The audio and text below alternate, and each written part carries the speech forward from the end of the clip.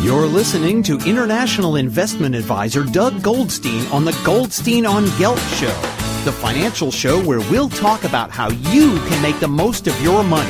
With all the confusing financial chatter bombarding you each and every day, Goldstein on Gelt will give you the practical information you want and need about living a financially stable life. Here's your host, money maven Doug Goldstein.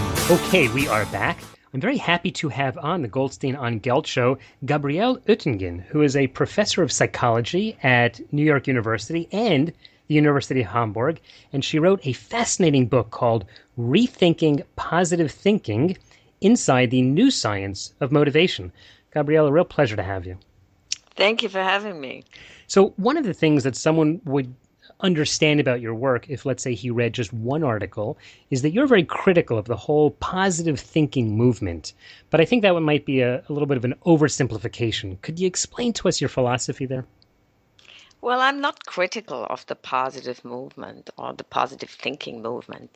What I am is I want to point out that if you look at positive thinking in a differentiated, in a more sophisticated way, that you discover a lot of facets of positive thinking which can make your life better and which can help you get clarity about your future, about your reality, about your connections to others, about your work, and about your finances. So let me give you the example that a lot of people like to say, and having sat through many speeches that people have given at conferences, you'll often hear someone say, look where you want to go and think positively and you're going to get there. Are they on track? Well, the problem is with only positive thinking in the future that if you really want to achieve that positive future, that this positive dreaming and looking at the future just in a positive way is actually not the way you should do that. Because what we find in many, many studies is the more positive people daydream and fantasize about the future, the less likely it is that they actually reach that future. So, for example, the more positively overweight women fantasized about reducing their weight in a weight reduction program, the less weight they lost over 3 months, over 1 year, and even over 2 years. Or the more and you can add on a lot of studies in other areas which show the same relationship. The more positive people daydream, the less they get into gears to actually achieve these daydreams. So what about the apocryphal study, which I have to say I've actually looked up and never been able to find, and I forget if it was Harvard or Yale, where they said some class in the 1960s was asked to write down their goals, and the 3% who wrote down their goals earned more money than the 97% who didn't. I think this is a famous study that may not be true. Does this relate to or somehow correlate to your research? Well, the interesting thing is that we distinguish between expectancies, which are based on your past performance and which are a good summary of what you did in the past, and that gives you a guide for what you can expect for the future, so the perceived likelihood that things will happen in the future. Now, if you measure that it's a good predictor that you also will be successful in the future. Meaning, the more positive your expectations of success, the more you will be investing and the more success you will have. But I'm sorry, wait, clarify that again. You're saying the more you expect to have success based on your past history? Past performance. So people who did very well in investing financially, they can expect that they will do also well in the future. But the daydreams and the fantasies are quite a different story. They do not come out of the past experience. They come out of a person's wishes and needs. And these positive daydreams, they actually are a hindrance in achieving the desired future. Well, what's the difference between being optimistic and being a dreamer? Right. We define optimism as expectancy, a judgment on the likelihood that certain events will happen in the future, whereas daydreams are free thoughts and images, about positive events in the future. And when you measure both in one study, you find that the expectancies, the more positive the expectancies of success, the more successful people are in the future. But these are based on past performance. So only people who have done well in the past can expect that they will do well in the future. And so past behavior is best predictor of future behavior. So those will predict in the positive direction. But if you just sort of say, think positively, just dream it, and then you will do it, that is detrimental, because then you dream it and you feign already having attained your positive future, and you relax then because you feel, you kind of experience the future as already having achieved it, and that relaxes you, and then you don't get up the energy anymore to actually reach the positive future. Very interesting. Very interesting. We're talking with Gabriele Oettingen, who is a professor at New York, in New York, at New York University, a professor of psychology, and the author of Rethinking Positive Thinking. I love the title, by the way, Rethinking Positive Thinking. She's been explaining to us that perhaps too much optimism could in fact be harmful. And one of the things Gabriele has said, which really kind of struck me, is that when people begin to fantasize about how well they're going to do, then it distracts them, let's say, from the reality of perhaps even hard work. And one of the things that comes to mind right away to me is people who play the lottery, which sometimes, I don't know if you ever find yourself, but occasionally I'll drive by a sign and it says $100 million lottery. And then I begin to daydream and I fantasize, what would I do with the money? And I understand how people then, I don't buy the tickets because I believe that they are a poor man's tax, but I think a lot of people fantasize and then they act on it, which is probably a terrible financial decision. Well, with the lottery, if you just invest $1 or so, then positive fantasies are helping you to invest $1. But if it's a lottery where you need to invest a lot, you are better off. You can fantasize about winning in the lottery, but then you are better off to understand what is the obstacle that stands in the way of investing money in the lottery.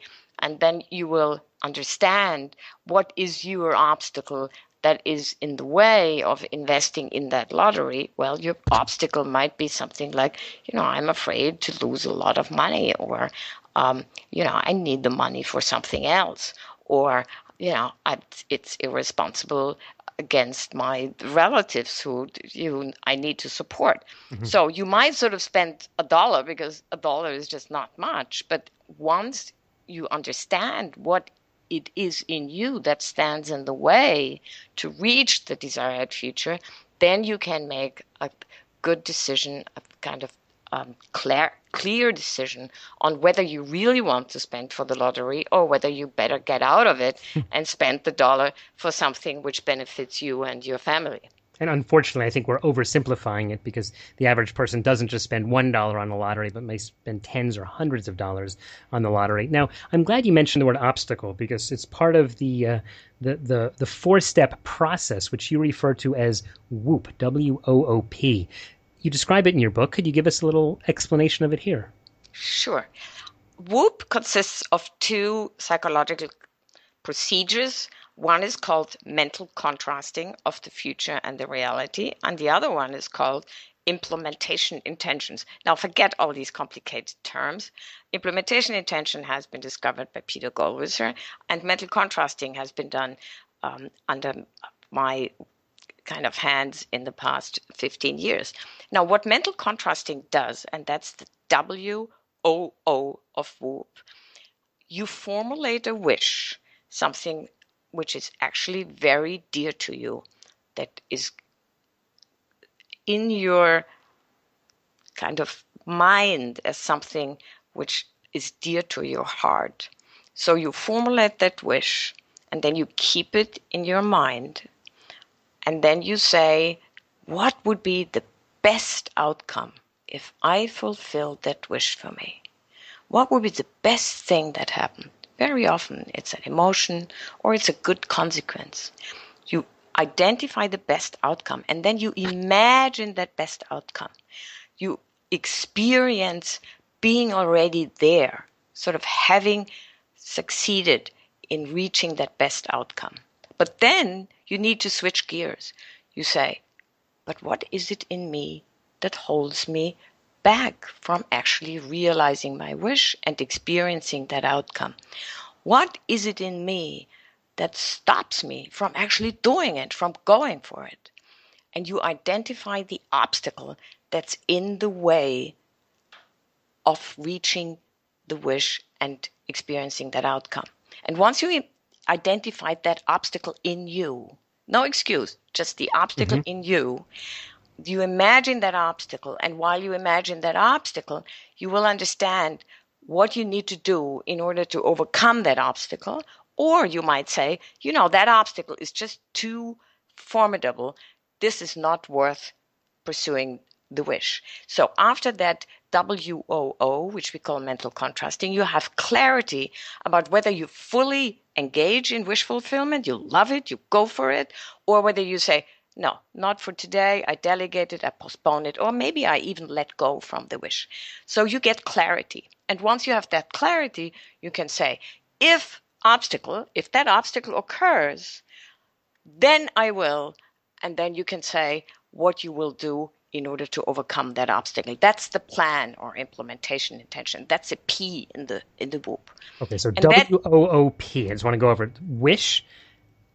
You're wishing for a certain outcome, and then you have to consider the obstacles that are in your way, and then determine if you can make a plan to overcome those obstacles. Correct. Exactly. That's what it is. So it's a 4-step process based on imagery, which it's a conscious process. It's a procedure you do in your imagery, but it has non-conscious consequences. It builds association in your mind and it energizes you so that then you can actually behave in a way that you either really go for wish fulfillment or you say, okay, now without bad conscience, I can let go from that wish. So you get much more clarity in your life. You can kind of tidy up your life. So you're not just living in a dream world, but it's okay to have the dreams you're saying, but then you have to go through this procedure in order to make sure that they are achievable and then develop a plan to do it, or just decide it's not achievable and then move on.